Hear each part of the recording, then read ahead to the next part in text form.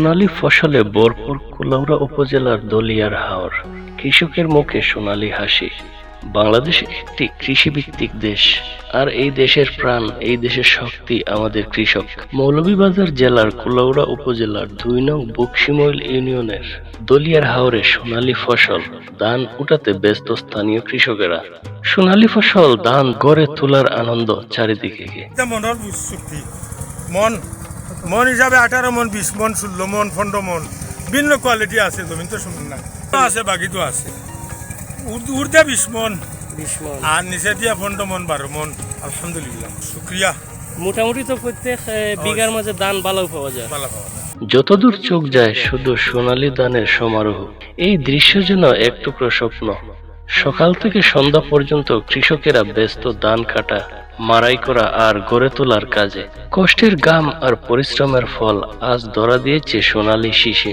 প্রতিটি দানার সঙ্গে জড়িয়ে আছে কৃষকের স্বপ্ন, আশা আর জীবনের গল্প। এই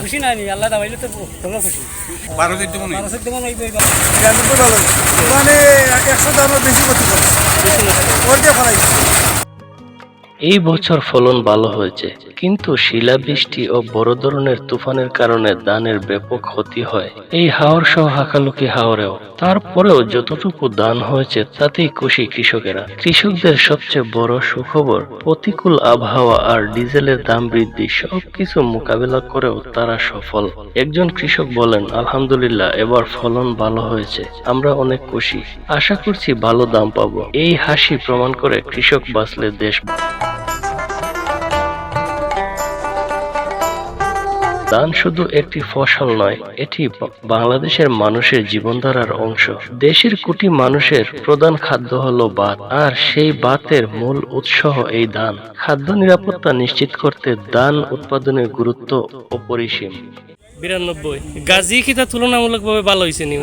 ইগুইলো 92 গবন্ত কিছু বাতাসে ফালাইছে, তাহলেও তো ওটা ভালো। তার মানে 92 ভালো হয়েছে। একটি ভালো মৌসুম মানেই দেশের মানুষের জন্য স্বস্তি, নিরাপত্তা এবং উন্নতির পথে আরেক ধাপ এগিয়ে যাওয়া। ধান কাটার মৌসুম মানেই গ্রামে এক উৎসবের আমেজ। পুরুষদের পাশাপাশি নারীরাও সমানভাবে কাজ করছেন, কেউ মাড়াই করছেন, আবার কেউ শুকাতে দিচ্ছেন রোদে। শিশুরাও খুশি, কারণ এই সময়টা গ্রামের সবাই ব্যস্ত সোনালী ফসল গড়ে উঠানো নিয়ে। চারদিকে শুধু কর্মচাঞ্চল্য আর জীবনের স্পন্দন। তবে সবকিছু এত সহজ নয়। কৃষকের পোষাতে হয় নানা চ্যালেঞ্জ। হঠাৎ বৃষ্টি, শ্রমিক সংকট, ন্যায্য দাম না পাওয়ার আশঙ্কা। অনেক সময় ধান গড়ে তোলার আগেই বৃষ্টিতে নষ্ট হয়ে যায় ফসল। তবু থেমে থাকেন না তারা, কারণ একটাই তাদের জীবন, একটাই তাদের লড়াই।